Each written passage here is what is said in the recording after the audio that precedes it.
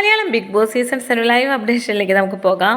അപ്പോൾ ലാലേട്ടൻ വന്ന് നോമിനേഷൻ്റെ കാര്യങ്ങളാണ് സംസാരിച്ചുകൊണ്ടിരിക്കുന്നത്.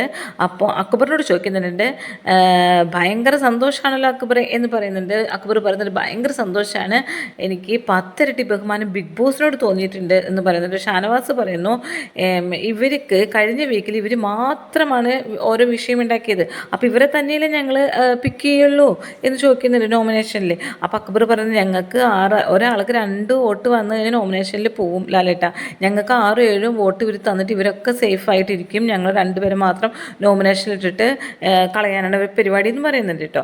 അപ്പോൾ അക്ബർ പറയുന്നത്, ഞാൻ തെറ്റു പറ്റി എന്ന് പറഞ്ഞിട്ട് കുറേ മാപ്പ് പറഞ്ഞതാണ്, എന്നേക്കാളും കൂടുതൽ തെറ്റ് ചെയ്തവരൊക്കെ ഇവിടെ ഉണ്ട്, അവരൊന്നും നോമിനേഷനിൽ ഇടുന്നില്ല എന്നുണ്ട്.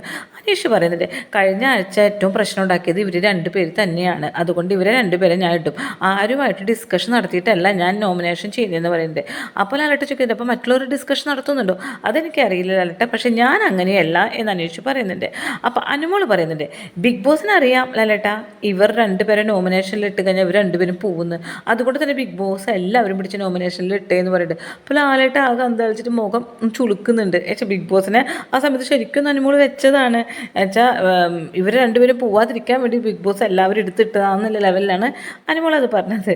അപ്പോൾ ലാലേട്ടൻ പറയുന്നുണ്ട്, അല്ല നൂറ ഫൈനൽ 5-ലേക്കല്ല കേട്ടോ തിരഞ്ഞെടുത്തിരിക്കുന്നത്, ഫിനാല വീക്കിലേക്കാണ് തിരഞ്ഞെടുത്തിരിക്കുന്നത് നൂറ എന്ന് പറയുന്നത്.